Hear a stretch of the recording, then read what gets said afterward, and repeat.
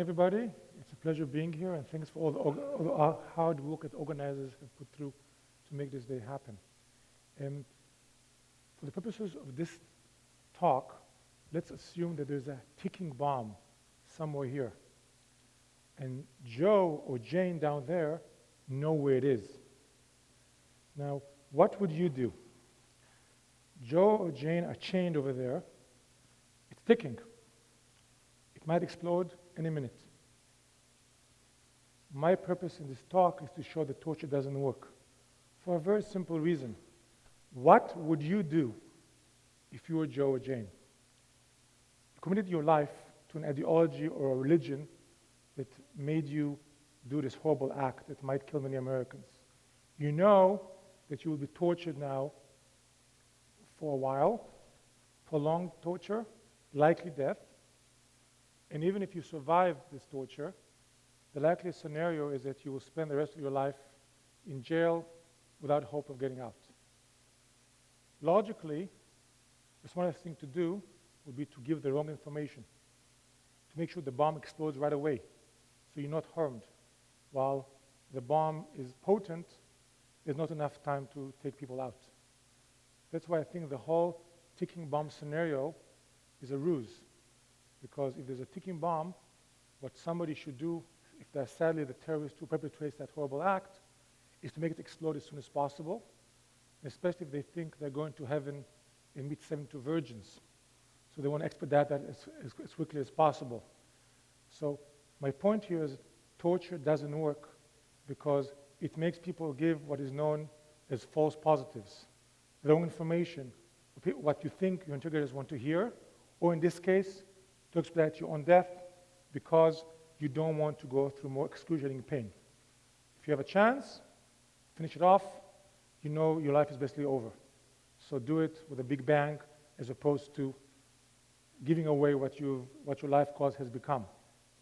So my point today is to show that in history, torture teaches us something very basic, which is that it doesn't work. And even if it works momentarily for a local point, the long-term consequences of torture are horrendous.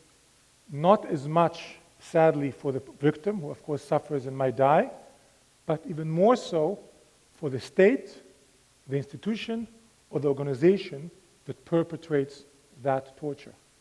Torture is a strategy of diminishing endings. The more you torture, the less it works. The more a regime tortures, the less power it has, because what it shows is very basic, that it can only have a coercive power. Every regime in history, including, for example, today North Korea, has to have a basis of acceptance among its people. If there's no acceptance, it's doomed to fail. The more it tortures, the more persuasion it loses. The more it tortures, the more the regime looks like it has nothing else to offer. Not a good life, not a vision, not an ideology, not a positive plan for a better life. Torture shows that the regime has lost all faith in itself, has lost all faith in humanity, has lost all faith in its ability to do good things that will make people support it out of their own goodwill, as opposed to under coercion and imposition. And in politics and in religion, the story is very simple. If you don't get more people to join you, then gradually people will leave you and gradually you will fall.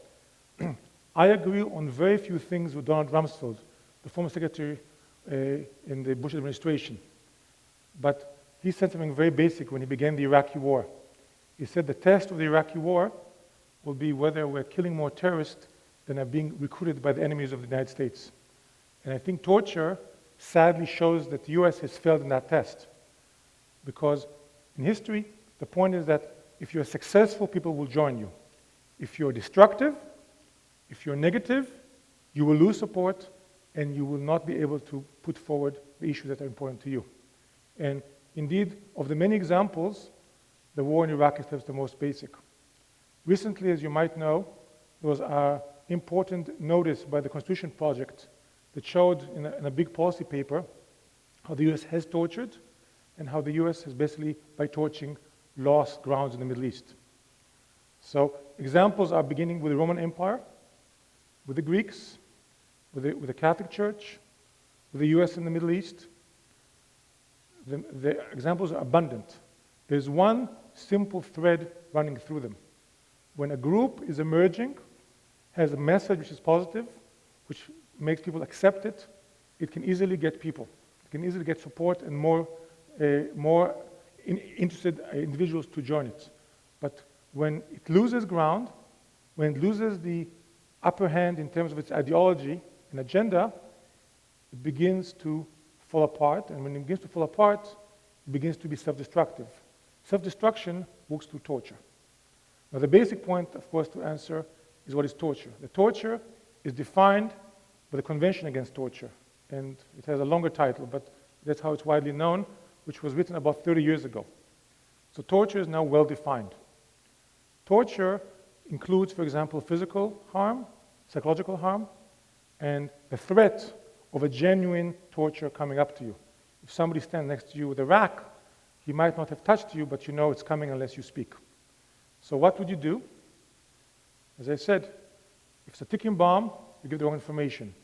If it's a prisoner or a person of conscience, the smart thing to do, if you are that prisoner, is to tell the person whatever you think they want to hear, but the wrong information, not the right one.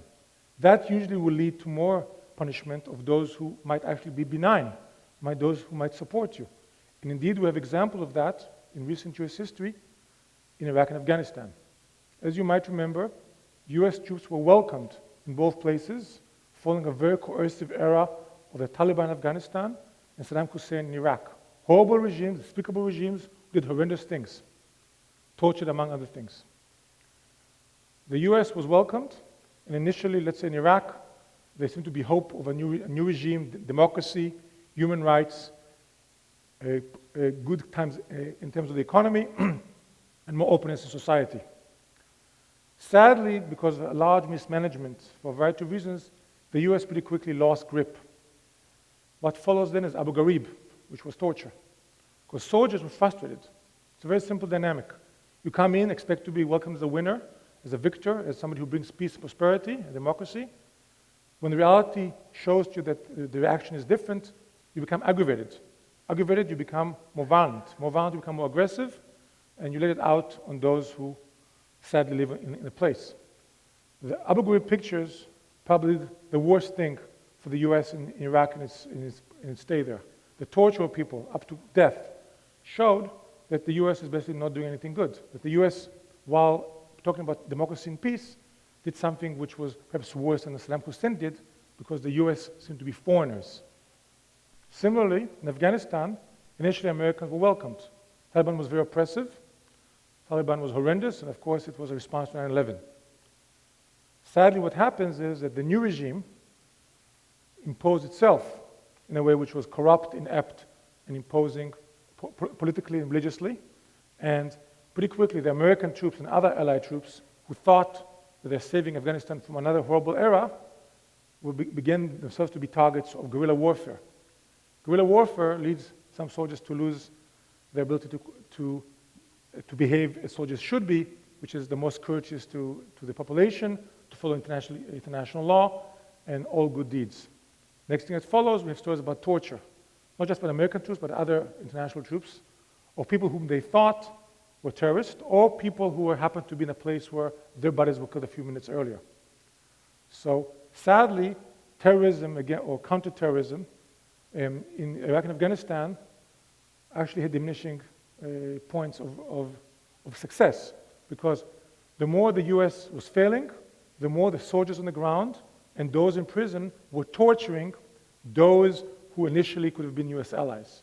The more the US tortured, the more the US looked like a foreign element who has nothing better to offer, who is oppressive, is an occupying force, and sadly that aggravated the cycle of attacks against the US and against the allies. Similarly, the Christian church, probably most of you are familiar with the history of the first century of the Common Era, where the Christianity was the organizing principle that seemed to gradually replicate and replace the Roman Empire, which seems to be corrupt, inept, and doing very poorly in terms of its management. At that time, many Christians willingly went as martyrs and were tortured. That torture actually enhanced the fortitude of the Christians, and especially those who will later on be known as Catholics.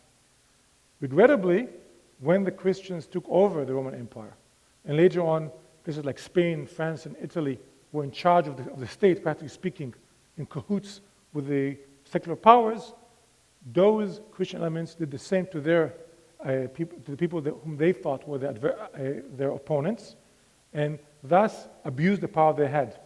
That caused the rise of many religious movements that opposed Christianity, specifically Catholicism. And one can see easily the connection between the anger and regret of how the Catholic Church behaved towards those who were just dissidents, but not antichrists, in the rise of Protestant movements. So while Catholicism grew when it was the underdog and showing fortitude and showing that it's fighting for a cause which it believes in, it has lost ground, especially in Northwest Europe, when it applied the same resources of torture and martyrdom against those who opposed it. Similarly, you can look at what happened to the Greek Empire. That's the example of the dog that didn't bark. The most famous emperor in the Greek era, Alexander the Great, we know from documenting his history that he, in his whole life as a leader, he only ordered torture 3 times. Count them, 3 times. Each one on a very particular reason. He didn't have to torture as a policy, as many have done sadly before and after him, because he was so successful, because the Greeks offered a positive vision. However, following his death, the diadoques, those who opposed each other and fought for the control of the Greek Empire, killed and tortured each other and gradually fell apart, and then Rome grew. Rome, the same story. I mentioned earlier what happened when it's about to end with the Catholic and the Christians. Earlier on, as you might remember, the Romans fought hard against the people of Carthage. You would have thought people like Hannibal, who were very smart strategically, would have won against Rome. One of the main reasons Rome succeeds, it had a positive vision. It was not just a warrior state that can fight and have a potent army, although that was important, but it was much more into spreading more ideas of prosperity and polytheism and allowing more tolerance. Whereas the Carthaginians, while being very potent and very successful, only caused really fear. The support of the Carthaginians among the people of the Middle East and the Mediterranean at that time was very thin, whereas Roman could offer a more peaceful and prosperous future, which is one of the reasons they got support and eventually defeated the Carthage, although it could have been the other way around if they were as coercive and as horrendous as Hannibal and his troops were. The examples go on and on. You can also talk, for example, on the issue of colonialism. Colonialism was initially successful. The best examples are the British in India and the French in North Africa.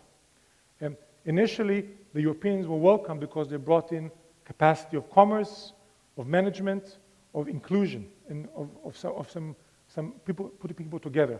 But very quickly, when there was opposition, and when people felt exploited as they were under colonialism, the divide and conquer, divide and rule methods caused a lot of distress among the locals. The beginning of the end of colonialism, both in India and in Algeria, the two most famous examples, is when the British in India and the French in Algeria begin to torture anybody whom they think is against them. And what was the most potent answer to that? Gandhi, nonviolence. Gandhi basically reversed the tables. He made the power of the regimes, of the colonial regimes, the British in India, made it into a destructive force. Because by preaching nonviolence, he showed that the way to go around and to go about it and to confront colonialism is not to fight back and kill back and capture people and torture them back, but to speak about the benefits of nonviolence, inclusion, and tolerance. And the British had no answer for that. The same goes in French Algeria. They tortured and tortured, and eventually even de Gaulle had to see that it fails.